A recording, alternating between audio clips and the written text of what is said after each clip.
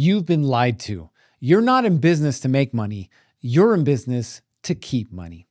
Welcome to the 7-Figure Blueprint, where we share real-life stories of contractors just like you and dive deep into the steps they took to grow their business so you can too. My name is Garrett Bake. I've worked with hundreds of contractors, helping them scale their business to 7 figures and beyond. The most common frustration that I hear from contractors that I work with, especially those who are over 7 figures, is the idea, the thinking that making more money was going to make their life easier, that making more money was going to put more money in their bank account, when all it does is make them feel more broke, when all it does is create more problems for them. You see, you're not in business to make money. You're in business to keep money. You created a business to create freedom and a lifestyle that you want to live. The problem is that there's too many leaks when it comes to your profit, right? And where is it that these leaks come from? Well, I'm going to go over this list with you, and I'm going to show you where it is that your profit is probably leaking from. Now, where does this list come from? We've worked with hundreds of contractors over the years, and I've had conversation after conversation after conversation around this idea of profit, right? I can tell you that I don't care how good of a game plan I can create for you as far as doubling revenue this year. It's not going to matter if you're not keeping more of it. It's not going to matter. And so if you don't know what your numbers are, first off, then it's going to be impossible for you to correct it and then ultimately to grow it. Remember, it's not about revenue, it's about profit. So where are some of these places that profit leaks come from? You might think that, hey, I'm really good at estimating, and you may be, but are you good at change orders? Are you good at making sure that the work that you get done, you're compensated for? Because that's where margins really disappear. The second one, rework and punch lists. We're on a job right now where our painters are having to go back a third time to paint. Now, that's not my fault. That's theirs. If they would have done it right the first time, they would have gotten paid the first time. And now they're going to have to go back, and it's eaten, if not most of it, some of their profits, right? Rework. The next one, estimating, right? Some of you guys think you understand how to estimate, and some of you don't, right? It's not just about markup, it's about margin and understanding the difference between the two. The next one, material waste. I had a drywall guy on a job. I think he ordered 52 sheets of 4x8 by 12, half-inch drywall. He used 40, which means he had 12 sheets left over. Now, if he's smart, he's going to, transition those to the next job. But ultimately, 12 sheets of drywall, right? 20% of his drywall was extra. What's that eating into? His profit. What about labor inefficiency? We hire somebody, we give them a timeline to do something, and it takes them twice as long to do it. Well, who's paying that cost? You are.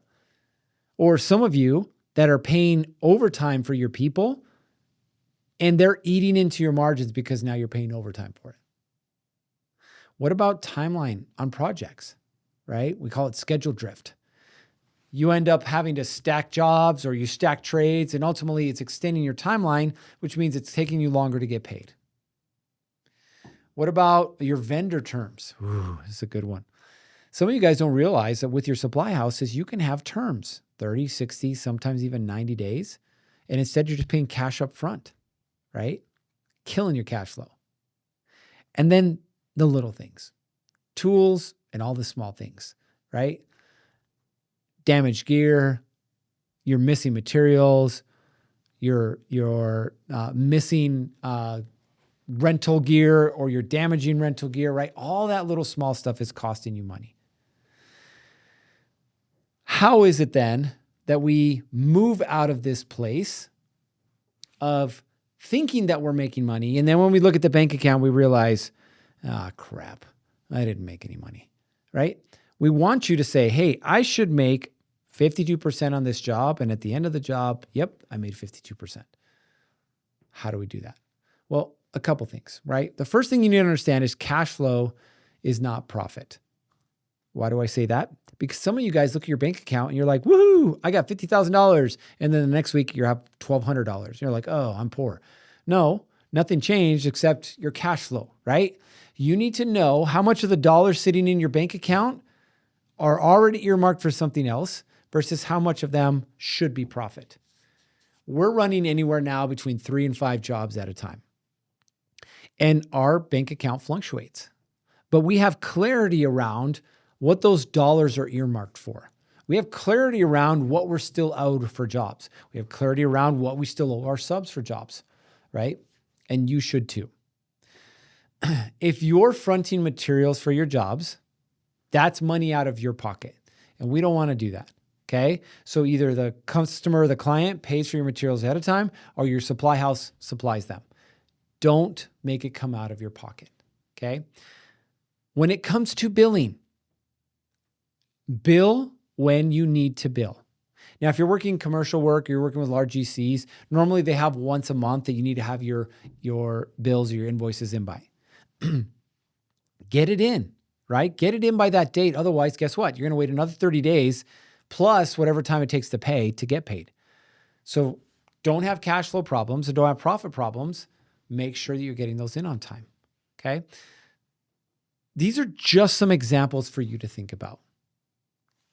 I want you to understand that the idea for you is not about making money. It's about keeping money. I don't know how much you're charging right now for a deposit, and I've seen it across the board, right? Some of you guys are like, I don't charge a deposit. Some of you guys are like, I'm 80%. Listen, I recommend being at least 50% because most of your margins are 45 to 50% anyway. So if you can get 50% up front, it should cover all of your costs, okay?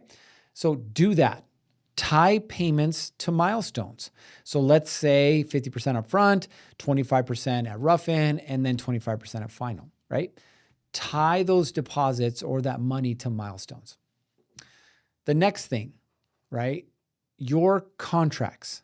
Your contracts need to clearly state what's included and what's not included. Sometimes there's some ambiguity there.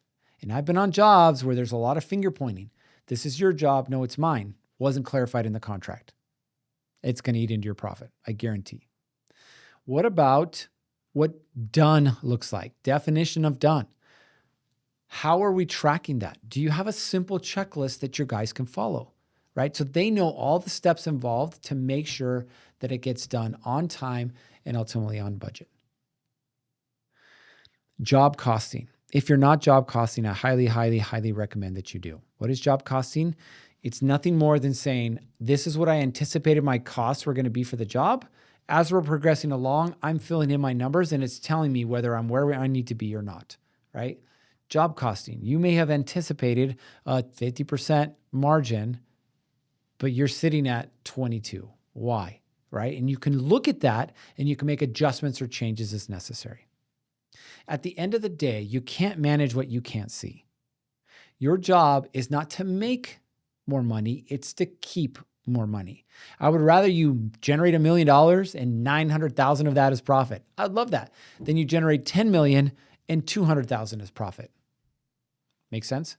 So as you're growing your business, understand this. You need to make sure that you're protecting your margins. And I've given you some examples or some ways that you can do that. Now, inside of our program, hey, we have some things for you. Not only do we have a training library, you can have on-demand videos that teach you anything from gross profit margin to job costing and everything in between. But we also have experts that'll help you set this up inside of your business. There's only one way to find out, though, if it's going to work for you. You need to go to billpro.com, schedule an appointment. It's free. We'll do a business assessment. We'll show you exactly where your holes and gaps are and what it is that you need to do to increase your profitability and grow your business. All right, you know what time it is. It's time to get after it. 3, 2, 1, off you go.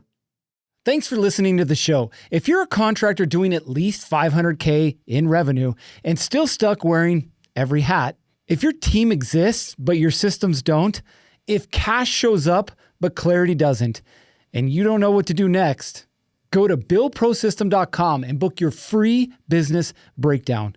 We'll show you why you're stuck and, more importantly, how you can break free. So go to billprosystem.com and schedule your free business breakdown today.